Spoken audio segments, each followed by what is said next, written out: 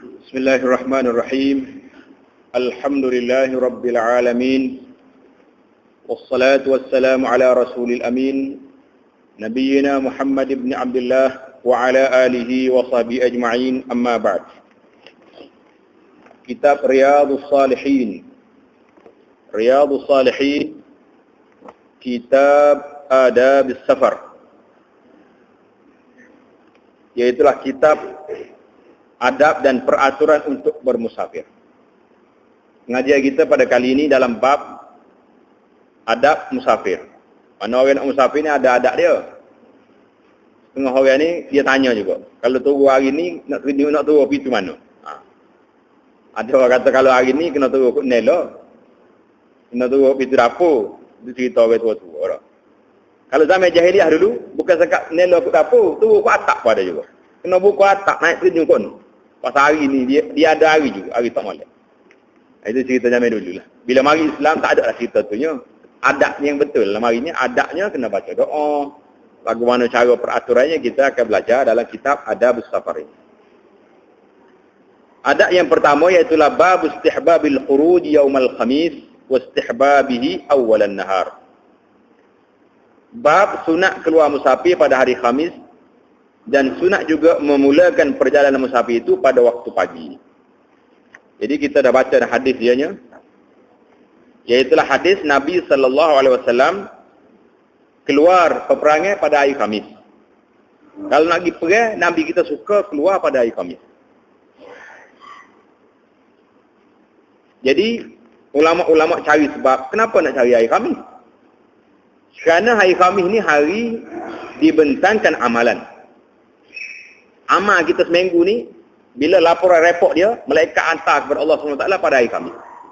Jadi Nabi SAW dia suka puasa pada hari Khamis kerana waktu report kita naik tu kita tengah berpuasa. Waktu laporan kita dihantar tu kita sedang keluar berjalan nak pergi berjihad fisabilillah. Itu dia. Hadis yang kedua, Nabi mengatakan Allahumma barik li ummati fi bukuriha. Nabi SAW juga suka keluar pada waktu pagi dan nak berjalan. Tak awal jalan. Jadi kalau jalan tengah hari dah, jalan serak panas dalam kita ni. Sambungan bab kita pada kali ini iaitulah bab istihbab talabir rifqati wa ta'mirihim ala anfusihim wahidan yuti'unahu. Muka surat 84. Muka surat 84. Ini hak nak malam ni lah. Ini bab sunat berkawan semasa musafir. Dan melantik salah seorang daripada mereka yang sama-sama musafir itu sebagai ketua. Dan ia menjadi pemandu kepada orang lain semasa musafir tersebut. Jadi kita faham di sini bahawasanya musafir ini disunatkan supaya kita berkawan. Jangan jalan seorang. Bila berjalan seorang bahaya. Sakit, demam, siapa nak tolong cara kita. Dan apabila musafir ramai-ramai, seorang kena jadi ketua. Kita mesti mesyuarat melantik amir, seorang jadi ketua. Pasal kalau tak ada ketua, huru-hara. Orang ni kata, aku tak segi lagi nak tidur. Orang ni kata, tak boleh, kita kena pergi cepat. Kalau 10 orang, 10 kerana mari, tak selesai masalah. Akhirnya jalan seorang dia. Nak tidur-tidur, kita bakal pergi, tinggal. Sampai tengah jalan, orang lain nak tidur, tinggal pula. Jadi akhirnya macam jadi. Jadi dia nak lantik seorang jadi ketua. Ketua ni buat keputusan. Kita nak beristirahat. Kita nak berjalan. Kena dengar kata. Hidup bermusafir tidak dapat dielakkan oleh seorang. Memang tak elak lagi dah. Manusia ni dia kena berjalan, kena musafir. Kalau orang tak berjalan, Imam Syafi'i ibarat kata apa? Seperti air yang duduk di takungnya air. Air ni kalau tak bergerak, tak mengalir, dia jadi apa? Air itu akan jadi belumung, akan jadi karat. Tak boleh. Inni ra'aitu wuqufal ma'i yufsiduhu. Syafi'i, Imam Syafi'i kata. Dalam syair dia yang masyhur, dia kata safir tajid 'iwadan amman tufariquhu. Inni ra'aitu wuqufal ma'i yufsiduhu. Aku tengok air ni kalau duduk dia tak bergerak, usok dia. Kalau air itu mengalir, barulah dia jadi air bersih. Tak ada karatnya, tak ada lumuknya, tak ada apa. Supaya juga manusia. Pasal itulah Allah SWT di antara hikmah yang besar. Dia wajib kan kata hamba dia mesti kalau kamu tak suka berjalan, tak suka bergerak apa, sekali seumur hidup kena keluar daripada kampung dia. Gimana? Di Mekah. Wajib kena pergi kalau dia ada mampu, ada kemampuan. Itu nak ayatnya manusia ni dia mesti bergerak. Mesti berjalan. Di antara makna safar, kita dah bagi tahu itu, safar ni mendedahkan rahsia. Jadi kalau kita nak kenal seorang ni, betul baiknya, lembut ke bekirnya, pemurah ke kopinya, ajak dia pergi jalan. Ajak dia gerak. Mari kita pergi, kalau Kuala Lumpur kawan apa, pusing kita tengok. Kalau setiap kali tu kedai makan tu, sudah hawa semua dia. Sudah makan tak ada dah. Pergi ke tandah lagi, ke mana-mana, surah lagi, main nak bayar cari tak ada semua. Kenal dah tu. Kau tak kenal lagi? Kenal lah, tak diajak lah kali, melagak kau air warung. Sudah bayar, duduk surah lah tu. Maksudnya tidak kata, main nak bayar, tak ada semacam dia. Boleh kenal lah orang tu. Itu dia panggil, nak musafir ni boleh tengok. Kita boleh tengok juga, orang lain akak bagai belakang, dia duduk relax cakap, saja ni malah, ni kopi, ni malah. Tulis kena sikit marah, ni baiknya. Maknanya dengan musafir kita jalan bersama, kita akan kenal peribadi seorang. Kalau bodoh saya berjalan di jabat tak kena musafir baru kita kenal. Pasal musafir tu, dia panggil safar tu mendedahkan perangau ya. Itu kena musafir. Tengok bila seorang ni nak pergi jumpa Sayyidina Umar radhiyallahu taala, dia kata, Umar, aku nak jadi saksi kepada orang ni, dia baik. Umar kata, mau kenal mana dia? Kenal kawan saya. Umar tanya, mau pernah musafir dengan dia? Pernah pergi jalan kali dengan dia? Tak lagi, ma ta'rif. Umar kata, mau tak kenal orang ni. Memang betul. Kadang-kadang kita suruh sayang kita ni baik, orang pemurah. Tak ada siapa epok lagi. Relax dah dia. Orang lain hidup munggu bagai dia. Dia relax cakap atas kursi. Kata boleh kenal dia ni. Cakap akak bagai tak lalu. Jadi, itu dia panggil. Musafir ni membuka rahsia ataupun peribadi seorang itu kita boleh kenal melalui safar. Mana musafir tidak dapat dielakkan oleh seseorang. Kerana setiap orang yang hidup wajib bekerja dan berusaha mencari rezeki untuk diri sendiri. Jadi ada orang musafir nak mencari rezeki. Mencari rezeki untuk diri sendiri, keluarga dan lain-lainnya. Oleh itu Islam telah pun mengajar kepada umatnya supaya musafir itu hendaklah berkawan. Nak berjalan pergi cawan. Yang paling badan yang paling baik secara beramai-ramai. Pergi ramai-ramai, jangan pergi cawan. Nak musafir. Setiap pekerjaan yang dilakukan secara beramai-ramai akan mendapat keberkatan daripada Allah Subhanahu wa taala.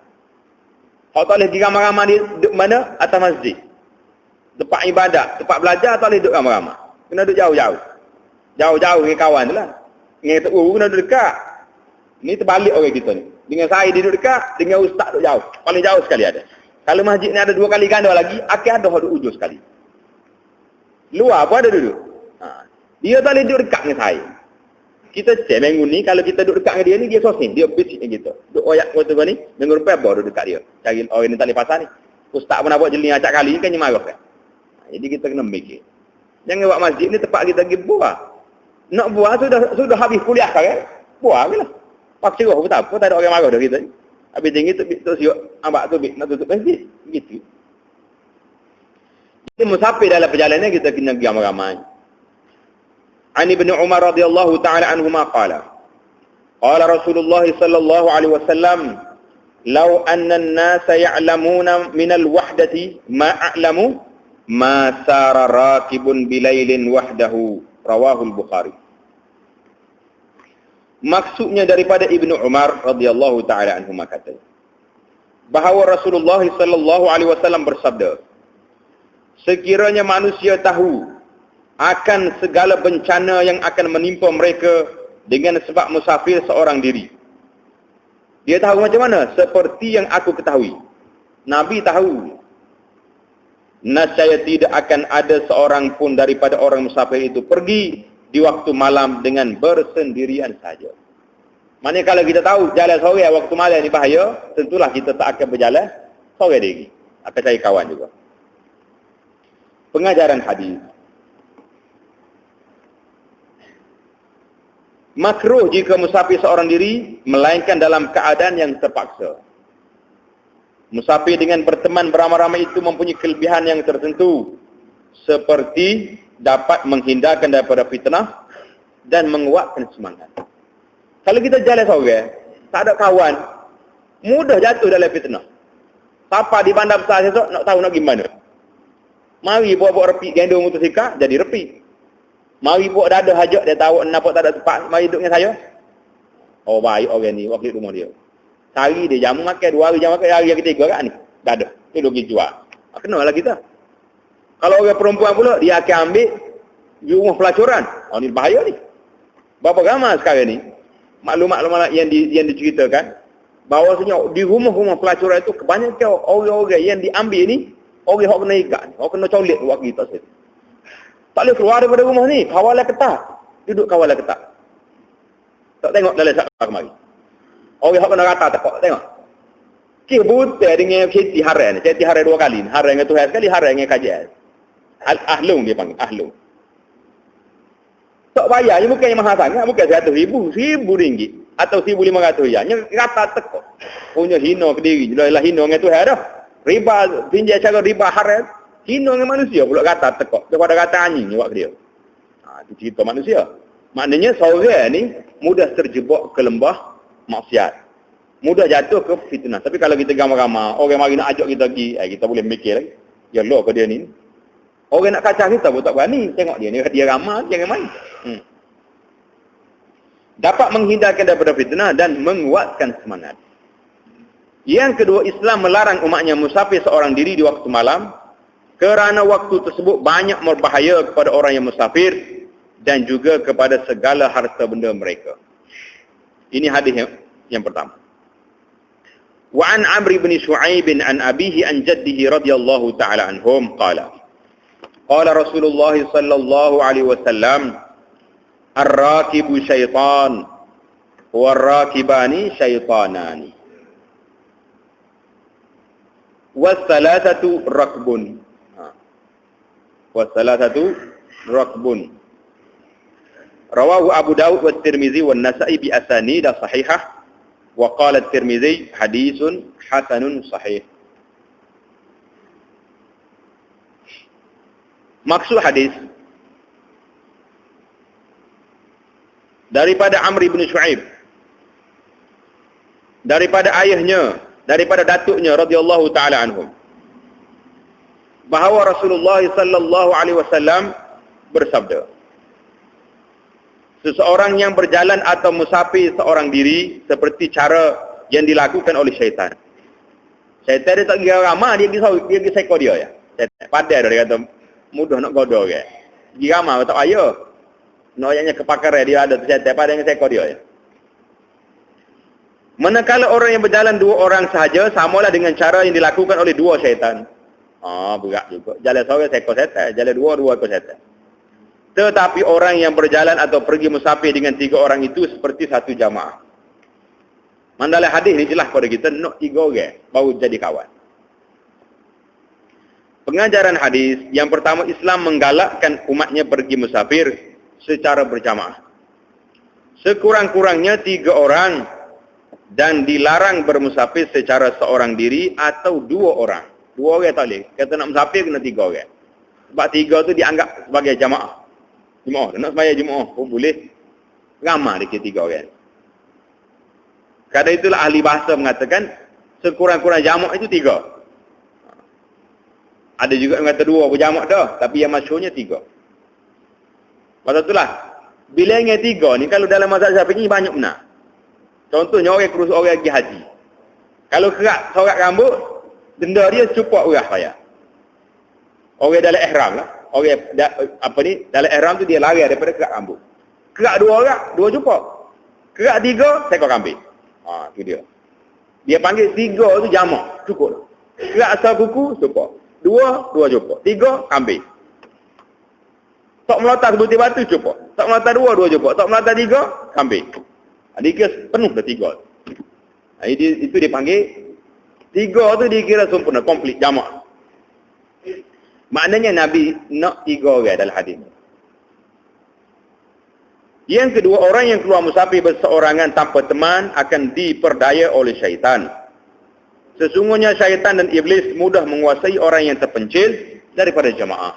Jadi orang terpencil daripada jemaah ni, orang ni mudah dikuasai oleh syaitan. Pasal itulah, tak usah kata gapo.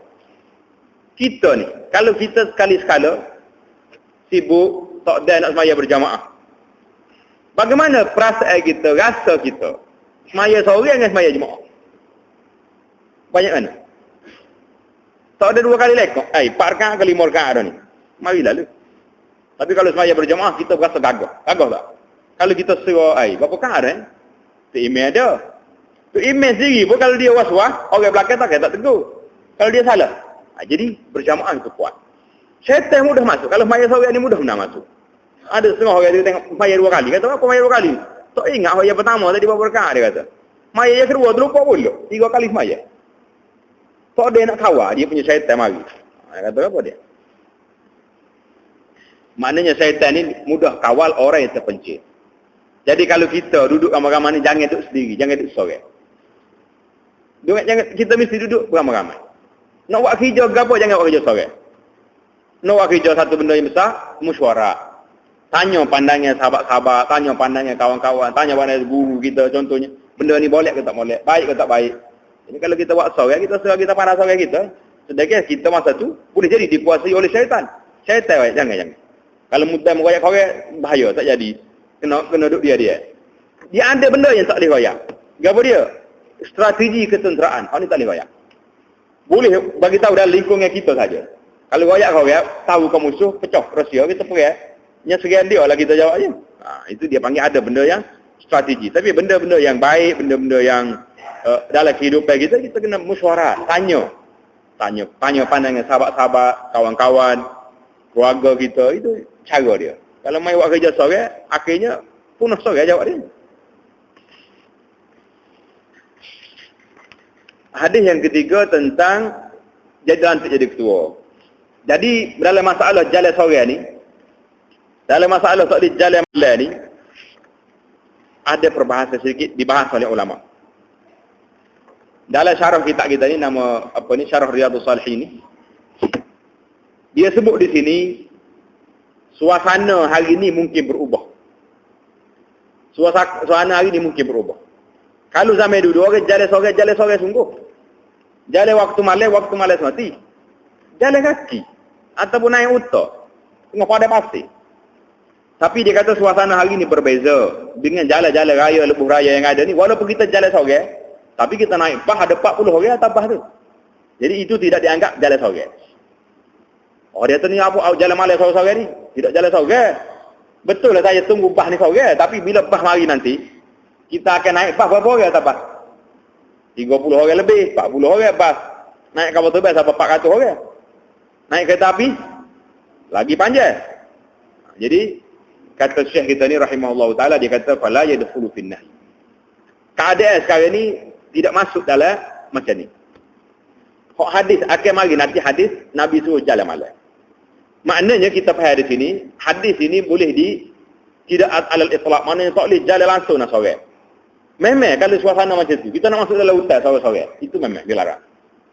Maknanya kalau dengan lebuh raya ada hari ni, melalui kapal terbang, melalui kereta api hari ni, orang ni tidak dianggap jalan sore. Padahal kalau kita tabah, memang kita sore, tak ada orang kena. Tapi kalau salahnya penipalo kau sakit mari serangan jantung kau, tak kira driver bas tengok, awak jalan sore ikutlah. Jatuh-jatuh tak? Driver bas dulu yang akan tolong kita, dia akan cari hospital, dia akan hubungi keluarga. Maknanya bahaya yang disebut dalam hadis ni sudah terangkat.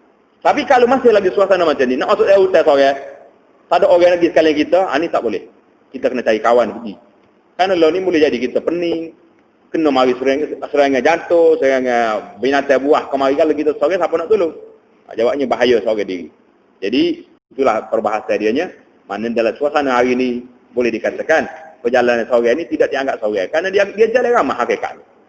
Betul sungguh hakikat dia jalan ramah. Dia ramah kan? Tu tengah jalan ni pula tak berhenti-henti kereta. Kalau musim raya pula kan nak mitah payah. Musim cuti sekolah lagi payah juga. Maknanya suasana hari ini berbeza dengan apa yang ada di sini. Wa an Abi Sa'id Al-Khudri wa Abi Hurairah radhiyallahu ta'ala anhuma qala.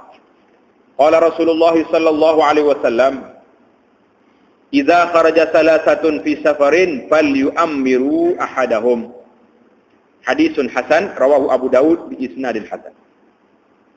Maksudnya daripada Abu Sa'id Al-Khudri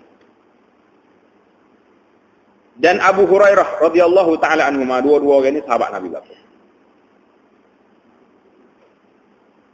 kata mereka bahawa Rasulullah sallallahu alaihi wasallam bersabda,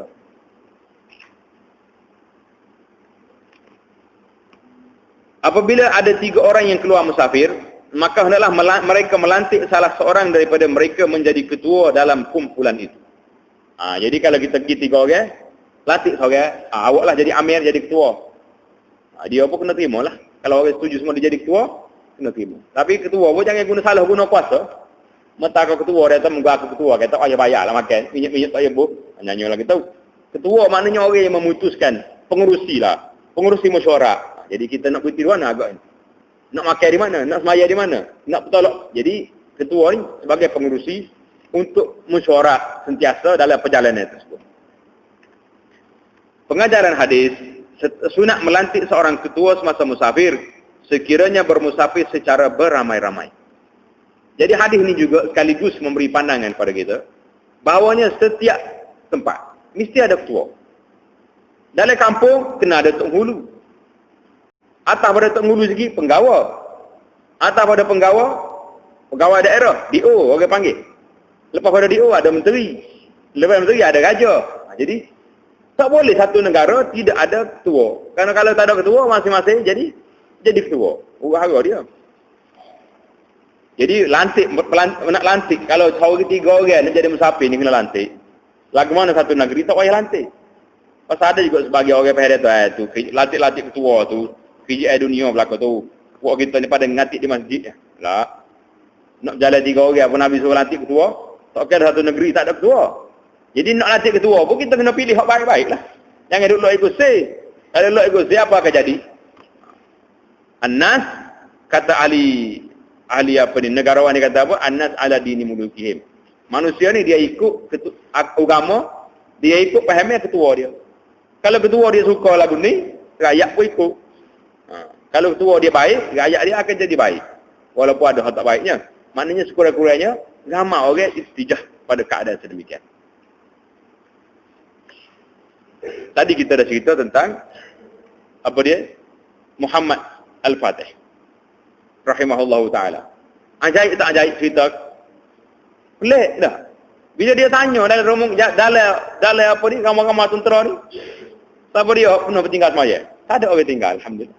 Tentera dia tak tinggal semaya. Zaman dia tu mana gagah. Masa tu Islam dapat sampai ke Eropah, menguasai Eropah. Siapa dia hak semaya, hak gaji tinggal, pernah tinggal semaya sunat rawatib. Ramai juga duduk. Siapa dia hak pernah tinggal semaya tahajud, duduk habis. Tinggal dia sore tak ikut duduk. Nak ayatnya inilah pemimpin. Pemimpin sendiri, secara dia gitu warak, tak pernah tinggal semaya tahajud. Semaya Jumaat lagi, semaya apa dia fardu lagi tak tinggal. Secara tu pun orang mengikut dia kurang lagi pada dia. Maknanya kalau ketua tu tidak setara tu, lepas tu nak harap setara mana rakyat dia? Nak suruh rakyat lagi pada ketua lagi? Apa ya? Jadi kita sekarang ni sebagai bapa, sebagai ayah. Kalau ayah sendiri tidak baca Quran, bapa sendiri tidak semaya sunat, bapa sendiri tidak semaya Jumaat, pada marah ke budak, budak tak semaya, anak dia jelek ke belakang, dia tu semaya sangat. Tak kena dia dah. Kita lari, ni tak ngaji Quran. Anak dia kata, ayah tak aja dengar nak baca Quran. Malah Jumaat aku ada Yasin aku. Tidak sedap ke budak kan? Lepas tu nak suruh anak baca Quran mana kita tak baca. Nak suruh anak bayar mana kita jadi tak semaya. Ini nak ayatnya. Ketua tu, kepala dia tu, amir dia tu, tak kira lah amir negeri ke, amir rumah tangga ke. Dia dulu kena tunjuk qudwah hasanah. Kena tunjuk contoh yang baik. Barulah ekor ni jadi. Dia ekor ni dia ikut kepala, ikut gobok. Gobok dia panggil ni. Gobok ni ikut kepala lah. Kalau tebal gobok pitah kepala kan dia atas rel di pulak dia. Itu dia. Maknanya nak ayatnya, kita boleh faham di sini. Pelantik ke amir ni satu perkara yang asas dalam agama. Dan amir ketua tu mesti lantik orang baik. Kalau lantik orang tak baik, uhara. Uhara ke tidak? Uhara dia sendiri tak semaya, apa nak suruh rakyat semaya? Minta maaf dah lah. Rakyat ni, hak tua ketua semaya, minta semaya ramai lagi. Anda kata apa? Jadi, sunat melantik seorang ketua semasa musafir. Sekiranya musafir secara beramai-ramai, orang yang paling layak untuk menjadi ketua dalam satu rombongan ialah orang itu ialah mereka yang mengetahui selok-belok perjalanan, tempat dan lain-lain. Tengok. Nak milih ketua ni, kita kena tengok kepakaran dia. Tengok kepakaran. Kalau kita nak milih ketua tentera, kita tak lagi cari hak warok hak main wasbeh hak mana. Oh dia hak paling warok sekali ni, tak aja tinggal semaya jemaah sama sekali. Nak pergi senjata apa terbalik. Tak boleh latih gitu. Jadi sebab tu bila orang sibuk tentang kepimpinan, siapa dah nak jadi pemimpin? Memang kena pilih orang baik, tapi kepakaran kena ada. Kepakaran kena ada. Nak pilih orang hak bijak dalam tentera. Kena cari orang bijak tentera. Nak cari nak lantik menteri keuangan. Jangan cari hak pandai hak pakai serba saja. Kena pandai ekonomi juga. Jadi setiap kepakaran itu ada. Jadi jangan penting ketua umum dia aja kena duduk pada orang yang bertakwa. Yang pentingnya orang ni dia pandai dari dia apa-apa, naknya dia orang beriman, dia orang bertakwa kepada Allah Azza wa Jalla. Tapi kepakaran itu kena ada. Kalau tidak, gila latih engineer, tok di hospital, gua nak jadi agak-agak. Jenis matilah orang ni. Mana reti ubat datuk tu, panado reti dia je. Orang lain tahu ke apa. Mungkin dia engineer bagi kereta. Supaya ambil doktor, pergi tok di bengkel. Awak jadi engineer lah sehari dua. Doktor main jaga halus ni. Skill reba sekali. Entahlah ke mana dia. Maknanya setiap kepakaran itu dia ada tempat dia masing-masing. Wa 'an Ibni Abbas radhiyallahu ta'ala anhuma 'anil Nabi sallallahu alaihi wasallam qala khairus sahabati arba'atun wa khairus saraya arba'umi'ah wa khairul juyus arba'atu alaf wa lan yughlabasna 'ashara alfan min qillatin. Rawahu Abu Daud wa Tirmidzi wa qala haditsun hasan. Daripada Ibnu Abbas radhiyallahu taala anhuma bahawa Nabi sallallahu alaihi wasallam bersabda, sebaik-baik sahabat itu ialah 4 orang. Maknanya kalau kita nak bersahabat, nak berjalan biar 4 orang. Sebaik-baik satu pasukan itu ialah 400 orang. Jadi satu pasukan, satu batalion tentera kena ada 400 orang. Kalau tentera Islam dia buat lagi tu. Jadi pasal apa kalau kita nak sai kena sai 4 orang? Sebab apa? Kalau 3 payah. Kalau kita bisik dengan ni, kecek dengan hak orang sebelah alik kita ni. Hak alik kiri ni. Dia kata bisik aku ni nak kata aku kawan. Lupa cerita dia. Dia boleh bisik dengan orang yang kedua pula. Jadi 4 orang tu senang. Nak kerja-kerja. Kalau main kalau 3, kecek 2 orang ni seorang ni terasa hati dia tu kerja. Ni dia boleh cakap 2 ni, cakap 2 ni. Kalau tempat boleh kecek derah tak apalah. Tempat kena kecek selu-selu tu kena lau belaka. Itu dia panggil 4 orang tu kena. Sebaik-baik pasukan as-saraya tu iaitulah 400 orang. Wa khairul juyus, dan sebaik-baik satu pasukan tentera itu ialah 4,000 orang. Manakala 12,000 orang itu tidak akan dapat dikalahkan oleh orang yang sedikit. Mana yang tentera paling ramai kita kena buat, kalau nak pergi perang, kena ada 12,000 orang. Ramai tak ramai 12,000? Paling kurangnya, satu pasukan tentera kena ada 4,000. Satu pasukan kecil, kumpulan kecil, saraya dia panggil, kena ada 400 orang. Nak berjalan-berjalan ni, biar ada 4 orang. Islam menggalak, pengajaran hadis, Islam menggalakkan umatnya supaya bermusafir. Beramai-ramai. Dan yang paling baik ialah 4 orang. Kerana dengan berbuat demikian dapat berbincang, bermusyawarah dan memenuhi keperluan masing-masing. 4 orang. Orang Islam ketika diserang oleh musuh, sedangkan jumlah mereka seramai 12,000, nascaya tidak akan dapat dikalahkan oleh musuh yang sedikit bilangannya. Manakala dah 12,000 tak kira. Sekiranya orang Islam itu bersatu padu, dia ada syarat dia. Ramai apa kalau tak bersatu tak boleh. Ingat cerita kita ada cerita tentang peperangan Hunain. Ingat tak? Baru ni. Kita cerita perang Hunain. Peperangan Hunain ni berapa ramai tentera ada? Tentera hak mari daripada Madinah. Hak mari Madinah sekali dengan Nabi, 10,000 orang masuk Mekah. Kamu dia orang Mekah masuk Islam pula. Berapa ribu? 2,000 lagi. Jadi 12,000 tentera. Bila nak pergi serang Hawazin di Taif di Hunain, wa yawma Hunainin iz a'jabatkum kasratukum falan tughni 'ankum syai'a wa dhaqat 'alaihimul ardu bima rahabat.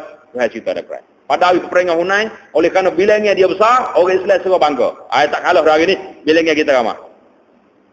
Bila serba tak kalah, pecah habis tentera.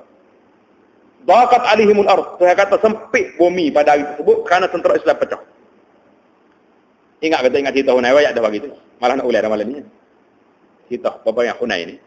Besar tentera Islam tapi oleh kerana tidak bersatu. Tidak duduk di bawah satu arahan yang padu di bawah pimpinan Rasulullah sallallahu alaihi wasallam. Jadi sekiranya tentera Islam itu 12,000 bersatu padu dan bekerja sama di antara satu sama lain, maka dia tak akan kalah. Itu di antara pengajaran hadis yang dapat kita buat dalam bab apa tadi? Istihbabi talabir rifqah. Sunat mencari kawan kalau kita nak jalan. Satu lagi kita kena tambah, sunat mencari kawan ini, biarlah kawan yang kita cari itu kawan yang baik. Kawan yang boleh ditumpangi, yang boleh dibuat kawan, yang ada iman dan sebagainya. Kalau saya satu kali, bunuh pak kita. Jadi kerana itulah di antara musafir yang digalakkan sangatnya, kalau kita nak pergi Mekah. Bila kita musafir nak pergi haji, kita carilah kawan-kawan kita yang boleh kita tupai dia. Dari sudut ibadatnya boleh, dari sudut suasana tempat pun orang ni biasa. Jadi barulah kita pergi sekali dengan dia. Kalau tidak, duk main yoya-yoya situlah kita. Dia pun yoya, kita pun yoya. Siapa nak bimbing kita? Masing-masing. Dia pun duk main haji Marlboro, kita pun haji Marlboro juga. Orang lain kita cari haji mabrur. Puak kita haji Marlboro. Ngurus isap kok Mekah pagi gelap. Haji Marlboro lah jawab dia je. Siapa Nabi kata siapa dia boleh haji mabrur, falaisa lahu jazaa'il jannah. Tak ada balasannya kecuali syurga. Jadi munyo kau duk main duk kepoh kok pagi sampai gelap. Di Arafah lagi Marlboro lagi. Jadi kita gelar orang ni haji ke apa? Haji Marlboro, bukan haji mabrur. Haji mabrur tu haji hak tu hari terima. Haji Marlboro ni haji pun jangan habis. Jangan kita main haji mabrur gini. Jadi kita klik saya juga. Kalau saya ni Marlboro tu sedut saya dengan dia. Babu adabis sayri wan nuzuli wal mabiti wan naumi fis safari. واستحباب السرى والرفق بالدواء ومراعاة مصلحتها وجواز الإرداف على الدابة إذا كانت تطيق ذلك وأمر من قصر في حقها بالقيام بحقها. Bab adab sopan semasa musafir. Jadi bab perbincangan kita yang kedua kali ini, adab sopan semasa musafir. Berjalan-jalan keluar daripada rumah, menginap di suatu tempat, dan tidur ketika musafir, dan sunat berjalan waktu malam. Jadi sunat kita berjalan waktu malam,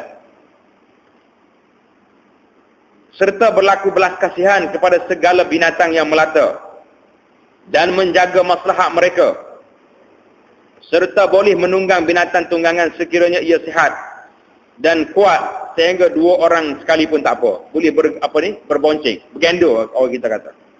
Boleh gendo atas binatang. Mungkin dia gagah. Mencari rezeki dan berusaha untuk keperluan hidup di dunia sangat digalakkan oleh Islam. Mana berjalan cari rezeki, berusaha ni memang digalakkan oleh Islam. Pasal Islam tak uwi kita sesak. Tak bagi kita ni duk minta dekor sama jangan. Kita kena berusaha. Kerana Islam merupakan agama yang sangat mementingkan kesejahteraan hidup umatnya di dunia dan juga di akhirat. Memang Islam ni kerja dia nak uwi kemaslahatan kepada umat.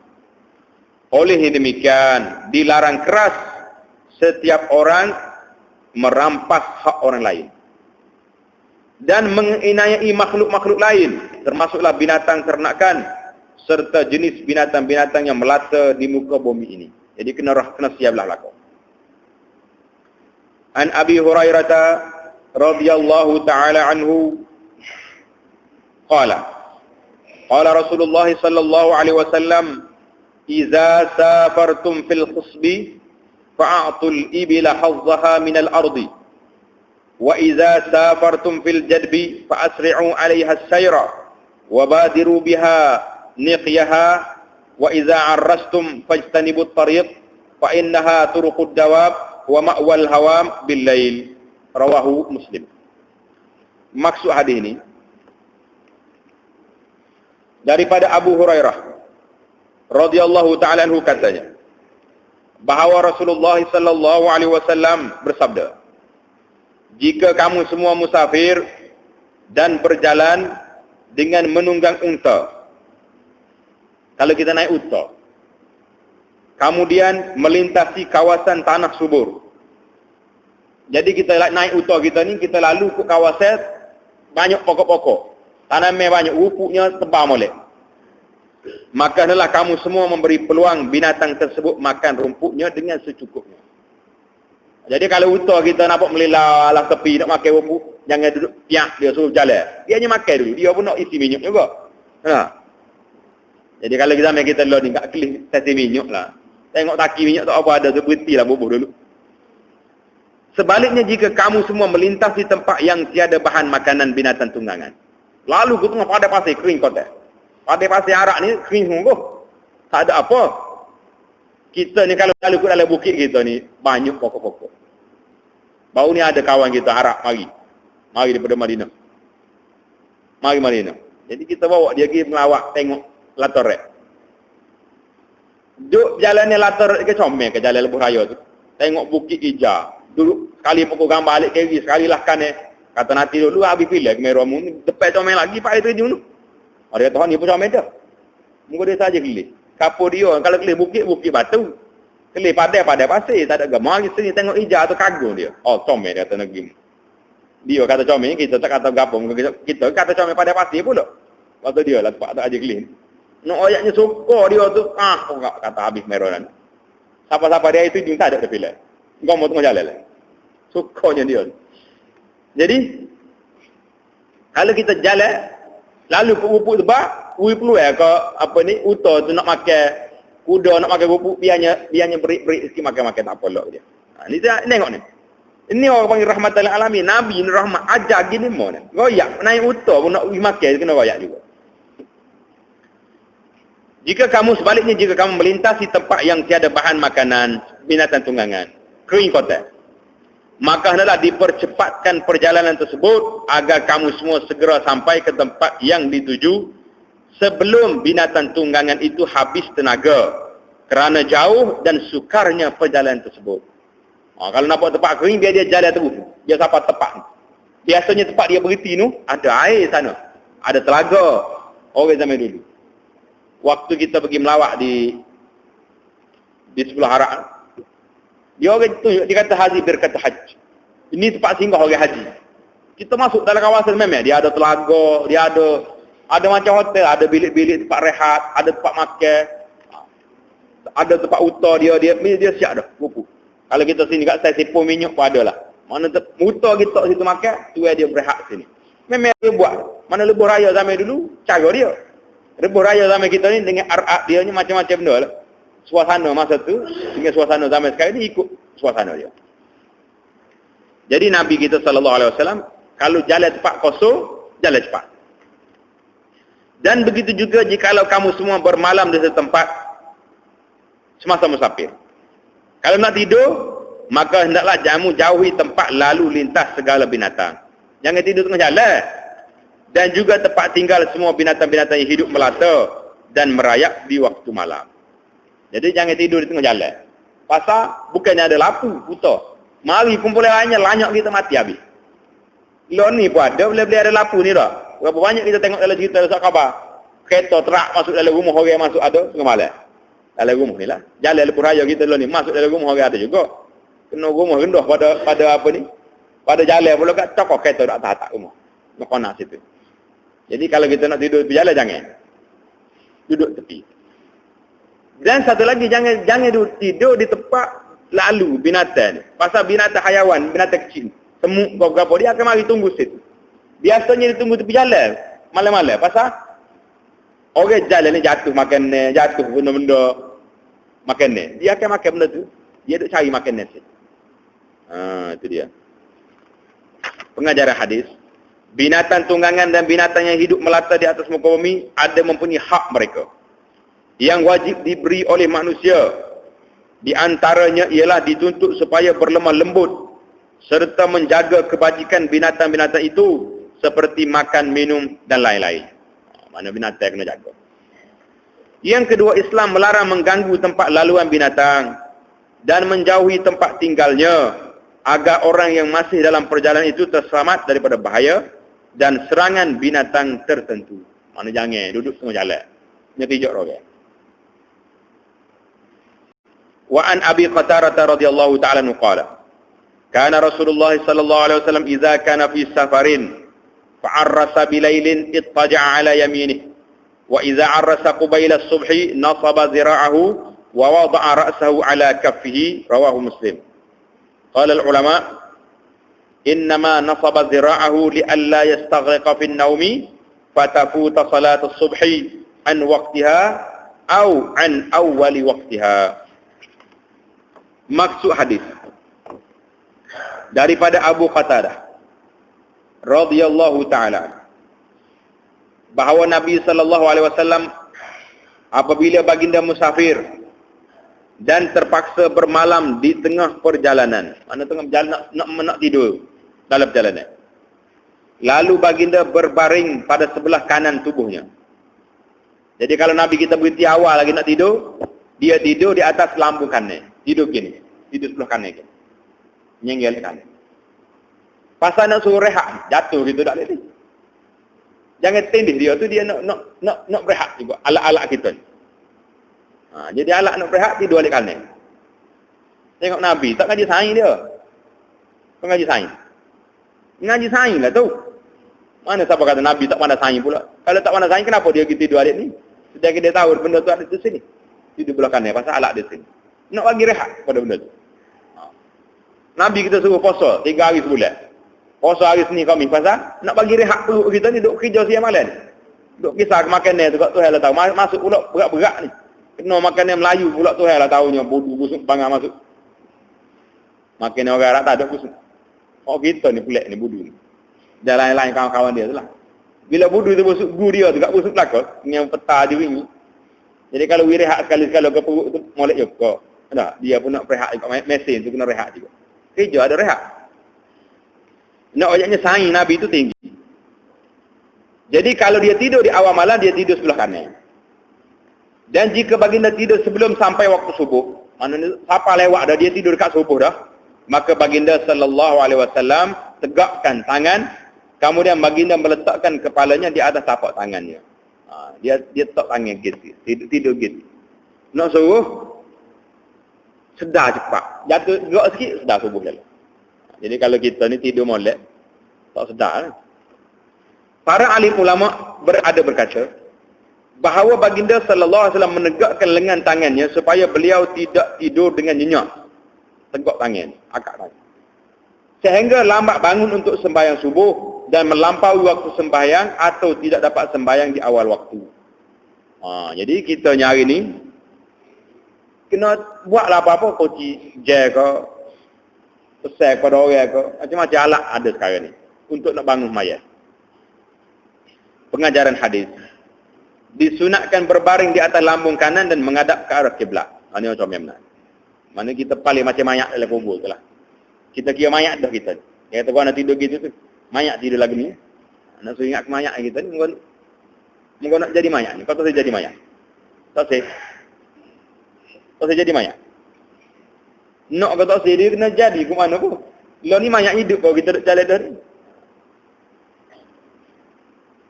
Yang kedua, diharuskan tidur sebelum masuk waktu sembahyang dan tidak digalakkan tidur selepas masuk waktu sembahyang kerana ditakuti melampaui waktu sembahyang dan tidak sempat bersembahyang pada awal waktu. Mana kalau kita mari balik lewat dah pukul 4 dah, subuh pukul 5.30, boleh lagi kita tidur. Boleh kita tidur tapi dengan syarat ada jaminan boleh bangun. Pesal pada orang kau cijai dan sebagainya.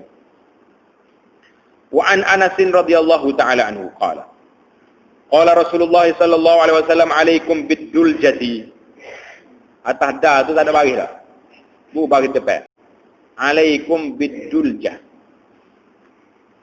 Fa innal arda tutwa bil laili. Fa innal arda tutwa bil laili. Rawahu Abu Daud bi isnadil hasan. Maksud hadisnya daripada Anas katanya Rasulullah sallallahu alaihi wasallam bersabda, hendaklah kamu semua musafir di waktu malam. Nabi kita galak kita jalan waktu malam.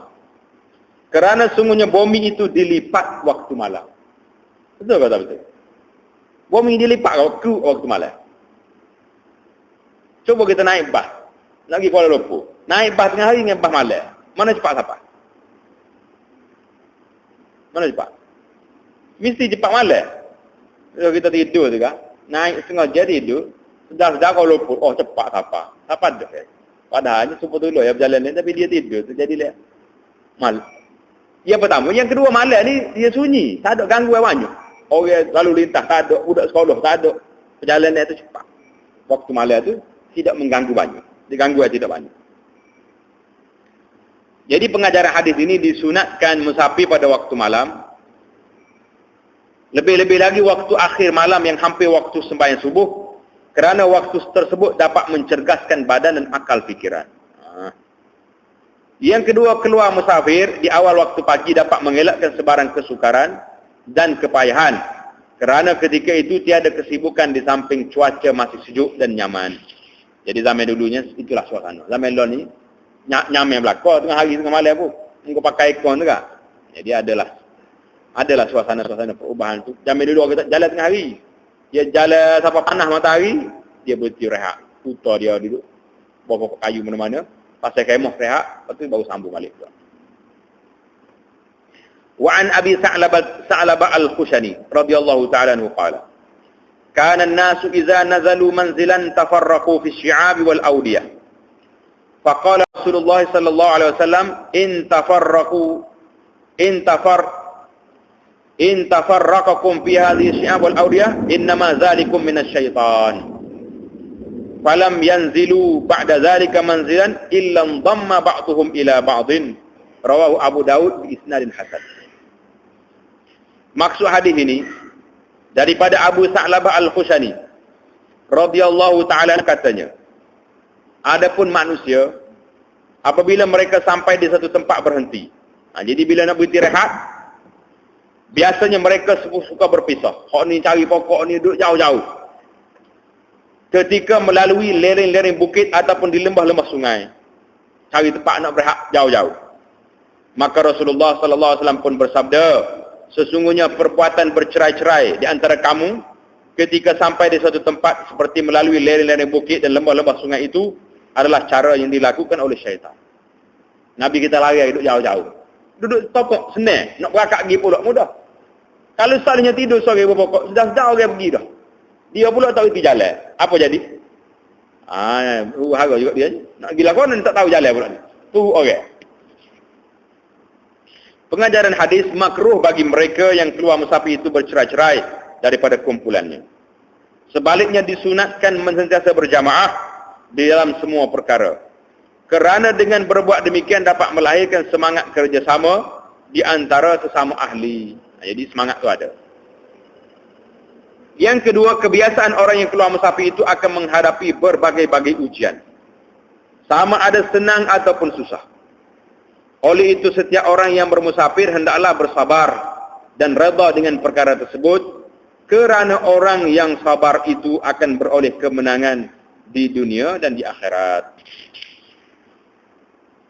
Wa an Sahlin ibni Amrin wa qila Sahl bin Rabi' bin Amrin al-Ansari al-ma'ruf ibn al-Hanzaliyah wa huwa min ahli bai'atir Ridwan radhiyallahu ta'ala anhu qala marra Rasulullah sallallahu alaihi wasallam bi ba'irin qad lahiqa dhahruhu bi batnihi faqala ittaqullah fi hadhihi al-ba'aim al-mu'jamah farkabuha salihatan wa kuluha salihatan rawahu Abu Daud bi isnadin sahih. Maksud hadis ini daripada Sahal bin Amri, dan ada pendapat yang mengatakan Sahal bin Rabi' bin Amri al-Ansari yang terkenal dengan nama Ibnu al-Hanzaliyah. Beliau adalah di antara orang yang ikut serta semasa perjanjian Ar-Ridwan. Jadi pasal apa dia sebut sini? Pasal apa dia royak anak Ibnu al-Hanzaliyah ni salah seorang daripada orang yang ikut serta dalam ikat setia di bawah pokok kayu di Hudaibiyah. Sebab orang yang ikat setia hari tersebut mendapat kelebihan yang besar dari Allah Subhanahu wa taala. Tu Quran laqad radhiyallahu 'anil mu'minin iz yubayyi'unaka tahta sajarah. Allah Ta'ala redha kepada orang mukmin yang ikat setia dengan Nabi di bawah pokok di Hudaibiyah. Jadi, orang ikat setia ni mendapat kelebihan, Allah Ta'ala redha kepada mereka. Kerana ikat setia mati, kita tak akan balik, kita akan menuntut darah Sayyidina Osman yang dikatakan dibunuh di Mekah. Jadi orang ikat pasal tu dalam bila riwayat hadis sebut nama sahabat ni pergi perang Ridwan. Bai'atul Ridwan. Sahabat ni perang Badar, dia tulis Al-Badri, lakab kenal ya. Kalau kita lo ni kak Datuk dan Seri gitu lah ada. Ni honi Datuk. Orang tanya pula Datuk mari mana? Datuk Negeri mana? Datuk Negeri pun ada beza juga. Datuk beli ke Datuk Polis Ngoti? Ada juga. Jadi ya cara Datuk lah. Kita cara Bai'atul Ridwan. Katanya Rasulullah sallallahu alaihi wasallam telah berlalu berhampir unta yang kempes perut. Allah. Lalu tengok unta ni kempes perut kerana tidak makan. Lalu baginda sallallahu alaihi wasallam pun bersabda, "Hendaklah kamu semua takut pada Allah semasa memelihara binatang-binatang ternakan. Sedangkan binatang-binatang itu tidak boleh bercakap. Dia tak boleh kecek. Tak boleh nak wayak lapar. Mung duduk pelapar dia ikat tali tekak. Makan dia tak bagi. Nabi marah. Maka hendaklah kamu semua tunggangi binatang itu dengan baik dan lemah lembut, serta berilah makan kepada binatang dengan makanan yang baik." Binatang pun kena beri makan, naik pun dengan cara baik. Jangan duduk sombak atas dia. Patah lah dia je. Pengajaran hadis. Berlaku baik kepada binatang ternakan dan juga semua binatang yang hidup melata akan mendapat ganjaran pahala daripada Allah Subhanahu wa taala. Semua rezeki dan nikmat yang dikurniakan oleh Allah Subhanahu wa taala kepada seseorang itu merupakan amanah yang wajib dipelihara dan dibelanjakan kepada jalan dan perkara yang diridai oleh Allah. Maknanya nak ayat rahmat yang Nabi kita ni, ni ambil cara belakang, uta lapar tepi jalan pun dia tegur. Weh, tu uta ni, ui makan molek uta awak ni. Tu ayat Nabi.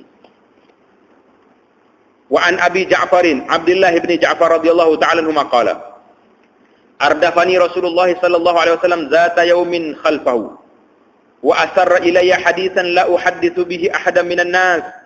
Wa kana ahabbu mastatara bihi Rasulullah sallallahu alaihi wasallam li hajatihi hadafun aw haishu nakhlin, yani haitan nakhlin, rawahu Muslim. Hakaza mukhtasaran. Wa zada bihi al-Barqani bi isnadin misli hadha ba'da qawlihi haishu nakhlin fadakhala haitan li rajulin min al-ansar fa idza fihi jamalun falamma ra'al jamalun nabiyya sallallahu alaihi wasallam jarjara wa zarifat aina. Fa'atahu Nabi sallallahu alaihi wasallam famasaha sara'atahu ay sanamahu wa zifrahu fasakana. Faqala man rabbu hadzal jamal ay liman hadzal jamal? Faja'a fatan minal ansar faqala hadza li ya Rasulullah. Qala afala tattaqillah fi hadhihi al-bahimah allati mallakaka Allah iyyaha fa innahu yashku ilayya annaka tuji'uhu wa tud'ibuhu. Rawahu Abu Dawud ke riwayat Al-Barqani. Maksud hadis ini daripada Abu Ja'far, Abdullah bin Ja'far radhiyallahu ta'ala anhu katanya, pada suatu hari aku telah dinaikkan oleh Rasulullah sallallahu alaihi wasallam ke atas belakang seekor binatang kenderaan. Nabi kita ambil Abdullah Ja'far tak belakang dia, gendo. Kemudian baginda memberitahu kepadaku suatu rahsia yang aku sendiri tidak akan memberitahu kepada sesiapa pun di kalangan manusia. Biasanya orang Nabi tak belakang dia ni, orang gendo dengan dia ni, orang ada kelebihan lah. Macam Usamah bin Zaid, Abdullah bin Ja'far tak belakang. Mana orang hebat-hebat. Nabi boleh gendo atas hutan Nabi ni bukan sebagai orang. Jadi Nabi tengah duduk jalan tu dia bisik kawan ni, royak benda. Kata dia, aku tak saya royak kawan. Ini cerita rahsia Nabi bagi tahu pada aku. Ini bukan masalah syariat lah. Kalau masalah perundangan, Nabi wajib kena royak kawan. Sesuatu yang paling disukai oleh Rasulullah sallallahu alaihi wasallam untuk dijadikan dinding semasa baginda qada hajat, baginda memilih sesuatu yang tinggi seperti tanah ataupun pasir dan pokok kurma yang rimbun. Mana Nabi kalau nak buat air, dia pergi cari tempat selindung. Di belakang pasir, belakang pokok, tak dia orang apa. Zaman kita ni sesalah masalahnya. Susah ke tak susah? Masuk dalam tandas jelah. Jangan duduk cakut pergi jalan. Ramai juga orang kita ni. Berhenti kereta bakat tas itu ya bui. Allah kata bahasa sungguh perangai. Banyak tandas tepi jalan. Boleh saya berhenti. Apa perangai pelik gini dah. Tak malu. Dia tak ada email sekarang ni boleh buat belakang lah. Kalau budak-budak kecil, tak boleh nak ok tu mana sabar juga. Pok budak. Kau tak aja tengok pergi jalan. Jom. Dia pakai buka pintu kereta, bui situ je. Nak kata apa nak dia? Kemudian Imam Al-Barqani menambahkan dengan isnad Muslim seperti yang telah dinyatakan, yaitu kepada pokok kurma. Jadi satu hari Nabi kita memasuki dinding rumah seorang laki-laki kaum Ansar. Dia buka dinding ni, masuk dalam kebun dia, masuk dalam pagar kebun punya seorang Ansar. Dan baginda lihat seekor unta yang merengek-rengek dan kedua matanya berair. Sedihnya orang ni. Nabi kita tengok unta ni duduk ngepek. Unta duduk ngepek. Mata dia berair. Siap dia. Maka baginda pun menghampirinya dan disapu. Ni ngguh dia ni. Sana. Mana orang panggil ngguh ke? Bonggol atas belakang. Nabi kita gosok. Dia tulis sini punggu. Mungkin pasang punggu cuma Nabi. Dia sapu atas ngguh dia, atas bonggol dia. Tengkuk dan telinga unta. Baik Nabi gosok atas belakang unta. Gosok telinga dia, pula-pula telinga. Sedih ni unta duk tuyuk ni, melangis air mata. Lalu unta itu pun diam. Unta pun diam. Selepas itu baginda sallallahu alaihi wasallam bertanya, siapa yang memiliki unta ni? Siapakah tuan punya unta ini? Siapa ni unta ni? Lalu datanglah seorang pemuda dari kalangan sahabat Ansar dan dia menjawab, unta ini adalah kepunyaan saya wahai Rasulullah. Baginda pun telah bersabda, tidakkah engkau takut kepada Allah dalam masa engkau melihara binatang ini? Nabi kata, takut Tuhan lah weh. Mu jaga unta ni yang telah Allah serahkan kepada engkau untuk memilikinya. Unta ni hakmu, Tuhan suruh mu suruh jaga. Sesungguhnya unta itu telah mengadu kepadaku bahawa engkau telah membiarkan ia lapar sehingga ia tersangat lemah dan letih. Unta mengadu ke Nabi sallallahu alaihi wasallam. Jadi kalau apa ni? Nak oyaknya Nabi ni tempat mengadu. Sampai kita lah ni kat suhakam lah orang panggil tu. Hak asasi mana ni benda ni? Dia mengadu situ. Unta boleh oyak ke Nabi repot. Ya Rasulullah lapar ni dia tu tak pergi makan. Nabi begitu dia nasihat. Pengajaran hadis. Islam menggalakkan umatnya memelihara binatang ternakan kerana binatang tersebut boleh memberi faedah kepada tuannya. Oleh yang demikian, sesiapa yang memelihara binatang hendaklah menjaga kebajikannya seperti memberi makan, minum dan lain-lain. Salah satu daripada mukjizat Rasulullah sallallahu alaihi wasallam ialah dapat memahami percakapan binatang. Nabi kita faham binatang cakap dan kehendak-kehendak binatang. Kita tahu gapo? Nabi boleh kecek ni. Maka dengan sebab itu manusia dituntut supaya berlemah lembut kepada setiap makhluk Allah yang lain dan dilarang menyeksa dan menderanya dengan berbagai bentuk penderaan. Nabi larang. Wa an Anas radhiyallahu taala anhu qala kunna idza nazalna manzilan la nusabbihu hatta nahulla ar-rihal. Rawahu Abu Daud bi isnadin sahih ala syarti Muslim. Maksud hadis daripada Anas radhiyallahu taala anhu katanya, kami semua apabila berhenti di suatu tempat perhentian, maka kami tidak akan bertasbih terlebih dahulu. Tasbih maksudnya tak semaya sunat. Sehinggalah kami turunkan semua barang-barang yang ada di atas unta itu. Pengajaran hadis. Sunat memberi rehat kepada binatang tunggangan setelah sampai ke suatu tempat perhentian serta menurunkan semua barang-barang yang ada di atasnya.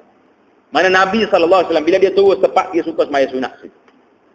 Tapi sahabat kata nak semaya sunat apa? Buat turun bagai dulu. Buat turun dulu bagai atas unta tu siap kawai tu letih. Ini ayatnya kita ni kena hormat, kena siap ke hayawan kita. Yang kedua, setiap kebajikan yang dilakukan terhadap manusia dan juga kepada makhluk lain di dunia akan diberi ganjaran pahalanya oleh Allah Subhanahu wa taala di akhirat kelak. Jadi itulah dia apa ni? Kita akan masuk pada bab baru pula, babu i'anatir rafiq. Jadi bila sebut cerita unta ni, ada juga satu riwayat lain, unta mengamuk. Dengar ada cerita unta mengamuk. Unta mengamuk ni, tu ada orang takut habis. Duduk dalam kebun unta mengamuk. Turun minyak. Jadi bila Nabi kita sallallahu alaihi wasallam lalu dekat kawasan ni, dia kata, ya Rasulullah, jangan pergi dekat unta tengah mengamuk tu. Nabi kata, apa tak boleh pergi dekat ni? Dia mengamuk apa? Aku pun nak tahu sebab sebagai pemimpin. Nabi pergi dekat. Bila unta ni tengok Rasulullah sallallahu alaihi wasallam, dia mari selalu. Nyek mari, letak kepala dia dekat bahu Nabi. Tekak dia panjang, dia letak. Duk bisik dengan Nabi sallallahu alaihi wasallam ngadu hal. Akhirnya Nabi tanya, mana tuai dia?